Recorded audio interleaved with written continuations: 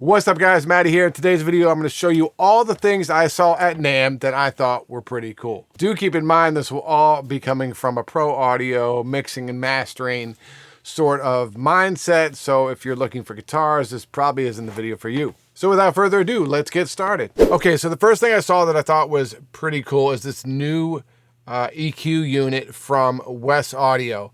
And if you guys know about Wes Audio, all their stuff is digitally controlled, but analog circuits inside. It's all analog box, but you can control everything from it, everything in it from a plugin, which to me nowadays, like if you're not putting gear out like this, then you just shouldn't put it out.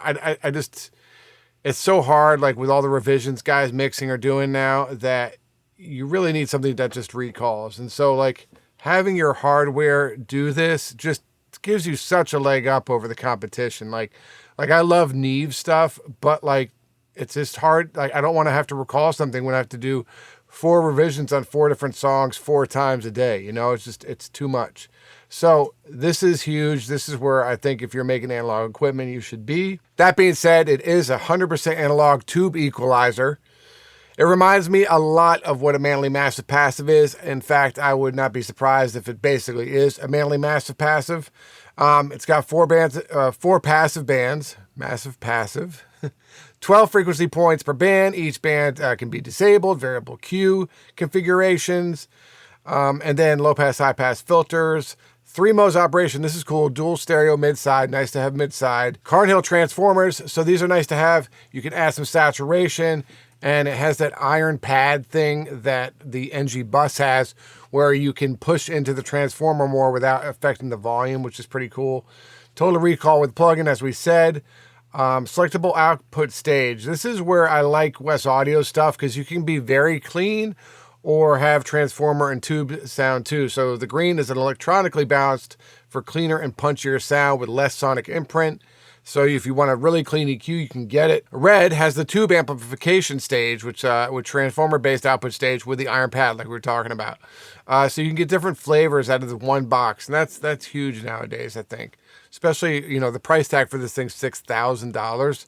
So you want a box, if you're going to pay that kind of money, you want something that can give you a lot of different flavors. Total harmonic distortion. Added, another feature that's nice. Proportional and consistent cues. So 2 different cue options, which is pretty impressive for an analog box.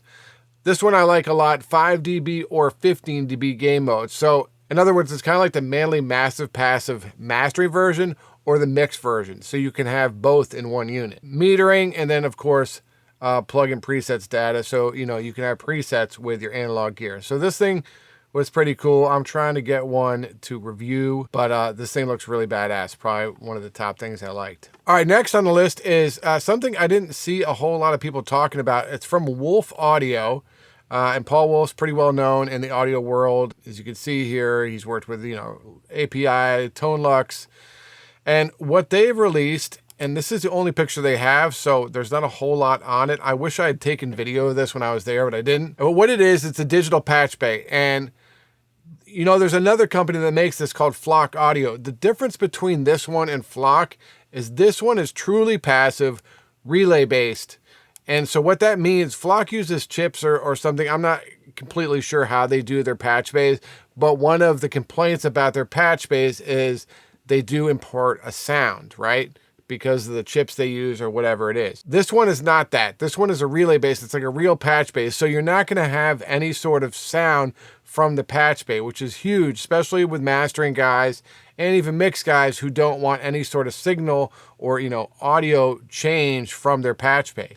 So I thought this was really cool. It's going to be a plugin. Look on YouTube. You can probably find some videos on it. It will be a plugin that works, and, you know, you can switch your patch bay however you want, and it will come up with your session. So I thought this was really cool and not talked about too much. All right, the next one is from Craneborn Audio. It is the Carnaby HE2, and much like the Wes Audio box, this one is also analog with digital controls. And what's different about this plugin, or EQ, analog EQ, is that it's actually boosting harmonics. So it's not just a boost, it's a harmonic boost. If you guys have used the plugin Spectra, it's kind of the same idea as that. And so you have 3 bands, high cut, low cut, input and output. And then, you know, you can change the different frequencies with it. Mid-side processing, inserts for outboard hardware, which is pretty cool to have. They originally had this as a 500 series box, as you can see here, but it was not digitally recallable or any of that. So this, you know, is pretty cool to have a digitally recallable harmonics box. I think the going price is about 17 or 2,000, somewhere around there. So not overly expensive for an analog EQ harmonics generator. I'd like to check this out and see what it can sound like. I didn't get a chance to really hear it at NAMM, but looks like a cool box and something new and different coming out. Okay, next, not something I use a whole lot, but these kind of little small production boxes. Heritage Audio came out with theirs. You know, SSL has one, and of course, Universal Audio, I would say, was the first to kind of make these small boxes that you can record and monitor with the Apollo. This is their version of it. Looks like some pretty cool features. You know, a couple of headphone jacks, instrument jacks. You get the 1073 mic pre sound from it on the mic pre's, which is nice to have, and a portable version. So, you know, 2 channels. They have like 3 different models, a couple different channels depending how you do it. So definitely, if you're looking for like a portable box to record with and maybe monitor with, this might be a good option. All right, so now moving on to the plugin world. Safari Pedals was there. Got to talk with them. They have a bunch of cool stuff. We'll be doing some reviews and their stuff coming up. It was cool to see them. Really great guys over there. This other one I saw was Audio Punks. I met with the guys from Audio Punks. They have a new plugin called the Telefunken Echo Mixer. And I actually had gotten an email about this plugin recently, and I didn't think too much of it, honestly, because of the GUI. It didn't look very exciting to me. But I sat down with the guys there and listened to it, and it's a really cool plugin. And they have like Easter eggs built into their plugins, which is pretty cool. So I might do a review on this soon. It does sound pretty neat. It's a mix between kind of saturation and reverb. So do check them out, and they seem like, you know, solid guys making good quality stuff. The next plugin that was talked about probably the most, I think, at NAMM was Oak Sound's new Blooms coming. It is an adaptive tone shaper. It kind of reminds me of something like Gullfoss, but with a lot more control.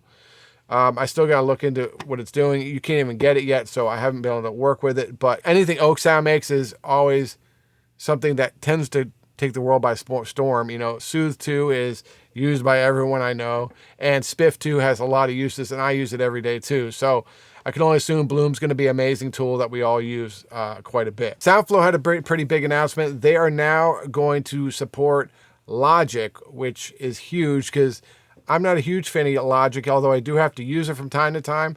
Having Soundflow and Logic will be great, just to like pull up plugins or whatnot. Being able to do all this stuff that you can do in Pro Tools with Logic through Soundflow will be a huge advancement. I'm assuming or wondering if this is now their next step is to hit every DAW, and Logic is the first one.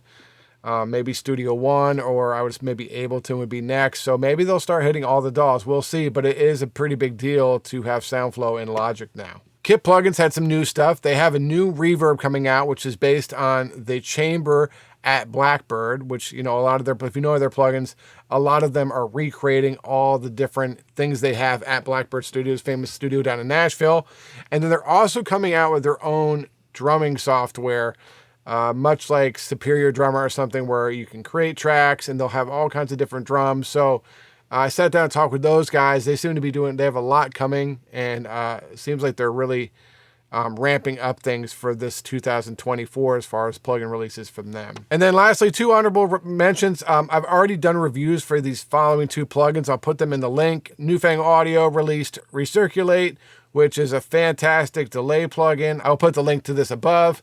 And then lastly, Waves released Space Rider, which is also a great plugin, and it's been getting daily use over here, which I did a review as well. All right, guys, so those are the main things I saw at NAMM that I thought were pretty interesting, and I thought I would share with you guys. Let me know if you were at NAMM and what you saw and what you thought were interesting in the comments below. If you need your songs mixed or mastered, hit me up at mixandmastermysong.com. You can also find my courses and presets there too. Talk to you soon.